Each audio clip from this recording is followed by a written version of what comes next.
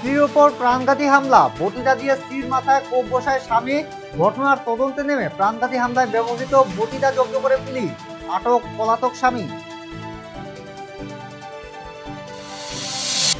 তিল বোঝাই ট্রাক থেকে জব্দ প্রচুর পরিমাণে নেশাজাতীয় অবৈধ কফ সিরাপ। পশ্চিমবঙ্গ থেকে ত্রিপুরা পাচারের পথে চুরাইবাড়ি ওয়াচপোস্টে জব্দ করা হয় 2000 বোতল ফেন্সিডিল কফ সিরাপ এবং আটক করা হয় মুর্শিদাবাদের ট্রাক চালককে।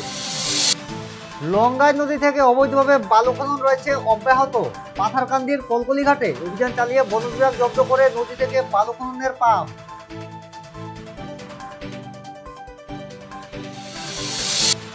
দুর্গাপূজা মণ্ডপের দানপাত্র থেকে সংগ্রহ করা অর্থ নিয়ে অযোধ্যা পাড়ি দিচ্ছেন উত্তর করিমগঞ্জের বিধায়ক কমলাক্ষ দেব পুরকায়স্থ। রাম মন্দির ট্রাস্টের হাতে অর্পণ করা হবে অর্থ।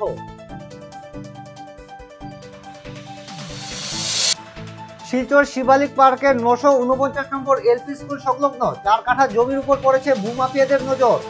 অবৈধ দখল রুখতে প্রতিবাদে সরব জমির মালিক। নিউজটি লাইক, কমেন্ট এবং শেয়ার করে অবশ্যই ভুলবেন না। দেখতে থাকুন নর্থ ইস্ট আপডেট, নির্ভীক নিরপেক্ষ নিরন্তর।